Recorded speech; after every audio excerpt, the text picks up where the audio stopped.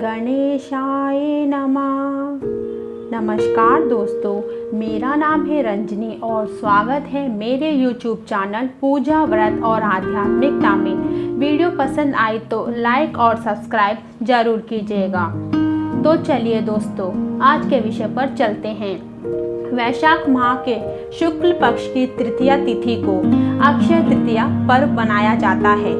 इस वर्ष अक्षय तृतीया 14 मई 2021 शुक्रवार को मनाई जाएगी। इस बार तृतीया तिथि 14 मई को सूर्योदय पूर्व 5:38 से प्रारंभ होकर 15 मई को प्राय 8 बजे तक रहेगी। हालांकि ये कोरोना महामारी के कारणवश इस बार अक्षय तृतीया का पर्व फीका पड़ गया है। दोस्तों, अक्षय का अर्थ होता है कभी खत्म न होने वाली, और इसलिए ऐसा माना जाता है कि अक्षय तृतीया वह तिथि है जिसमें सौभाग्य और शुभ फल का कभी क्षय नहीं होता। इस दिन होने वाले कार्य मनुष्य के जीवन को कभी खत्म ना होने वाले शुभ फल प्रदान करते हैं। इस दिन किए गए दान का अक्षय पुण्य मिलता है। इस दिन आंवले के वृक्ष की पूजा करने का भी बड़ा महत्व है। इस दिन स्वर्ण खरीदना अत्यंत शुभ माना जाता है। विष्णु के नर और नारायण अवतार के साथ त्रेता युग का भी आरंभ भी माना जाता है। अक्षय तृतीया को भगवान विष्णु के छठे अवतार भगवान परशुराम के जन्मोत्सव के रूप में भी मनाया जाता है। अक्षय तृतीया पर स्वर्ण खरीदने और उसकी पूजा का विशेष महत्व बताया गया है। माना जाता है कि इस दिन सोना खरीदने से घर में हमेशा संपन्नता बनी रहती है।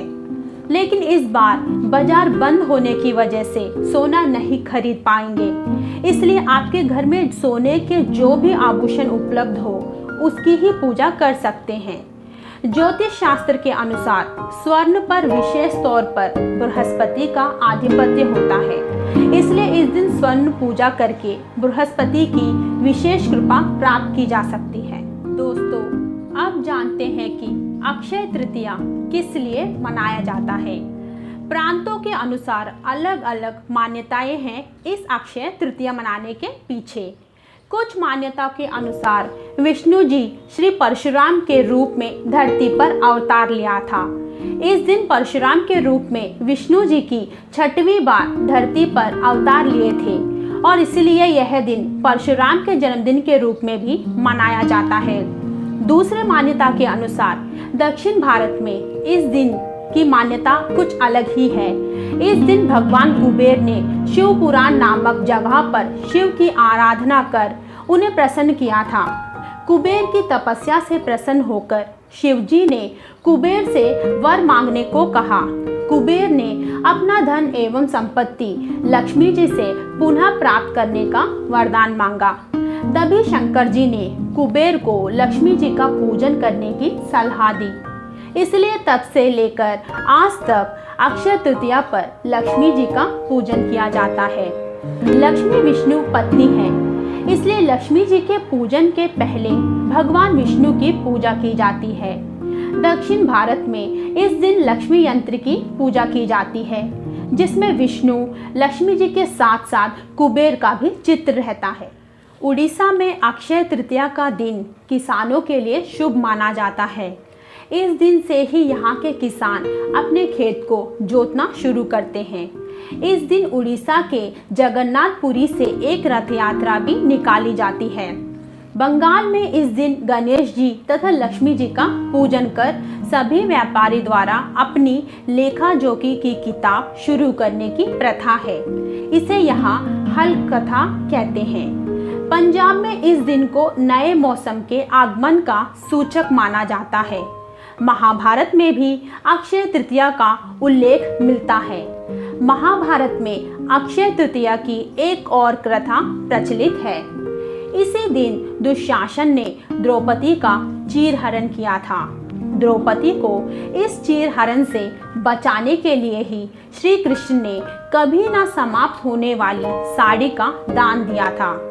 मान्यता है कि अक्षय तृतीया के दिन ही महर्षि वेदव्यास ने महाभारत लिखना आरंभ की थी। इस दिन महाभारत के युधिष्ठिर को अक्षय पात्र की प्राप्ति हुई थी। इस अक्षय पात्र की विशेषता यह थी कि इसमें से कभी भोजन समाप्त नहीं होता था।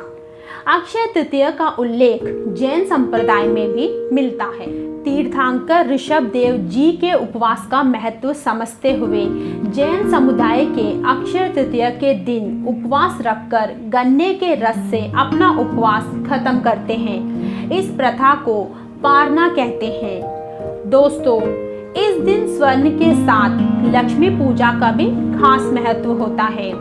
इस दिन महालक्ष्मी का पूजन किया जाता है। घर के सभी स्वर्ण आभूषणों को कच्चे दूध और गंगा जल या शुद्ध जल से धोकर एक लाल कपड़े पर रख केसर और कुमकुम से पूजन कर लाल पुष्प अर्पित करते हैं। दोस्तों, आप जानते हैं अक्षय तृतीया मनाने के पीछे की कहानी। वैश्य समाज के धर्मदास नामक व्यक्ति अपने परिवार के साथ एक छोटे से गांव में रहता था। वह बहुत ही गरीब था। वह हमेशा अपने परिवार के पालन पोषण के लिए चिंतित रहता था।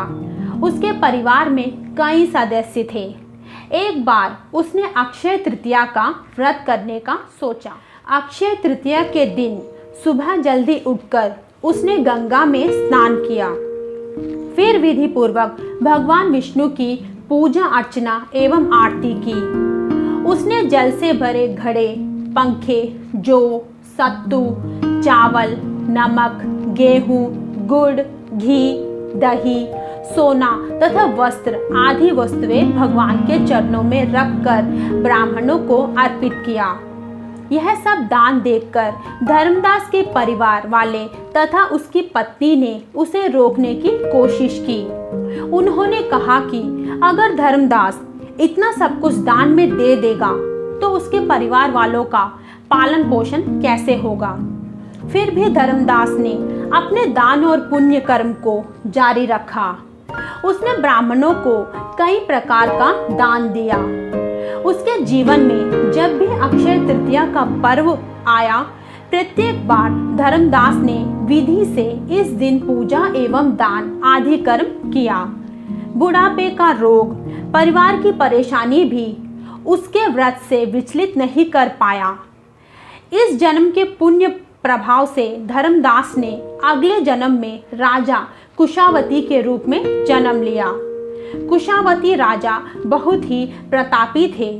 उनके राज्य में सभी प्रकार का सुख, धन, सोना, हीरे, जवाहरात, संपत्ति की किसी भी प्रकार की कमी नहीं थी। उसके राज्य में प्रजा बहुत सुखी थी।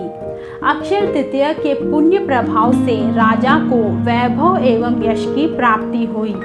मान्यता है कि जिस प्रकार भगवान ने धर्मदास पर अपनी कृपा की, वैसे ही जो भी व्यक्ति इस अक्षय तृतीया की कथा का महत्व सुनता है और विधि विधान से पूजा एवं दान आदि करता है, उसे अक्षय पुण्य एवं ऐश की प्राप्ति होती है।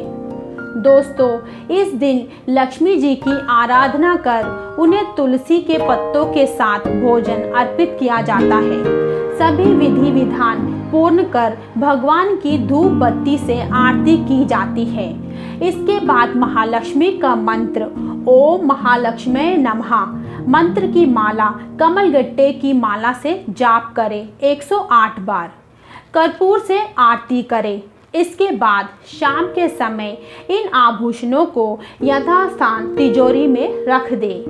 मन की श्रद्धा और विश्वास से ही अक्षय तृतीया मनाने से सारी मनोकामना पूरी होती है। अक्षय तृतीया के दिन मांगलिक कार्य जैसे विवाह, गृह प्रवेश, व्यापार अथवा उद्योग का आरंभ करना अति शुभ फलदायक होता है। सही मायने में अक्षय तृतीया अपने नाम के अनुरूप शुभ फल प्रदान करती है। अक्षय तृतीया पर सूर्य व चंद्रमा अपनी उच्च राशि में रहते हैं।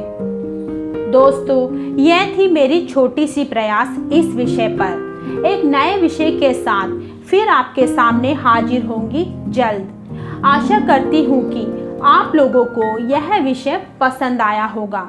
अच्छा लगे तो लाइक और सब्सक्राइब कीजिएगा। धन्यवाद और नमस्कार।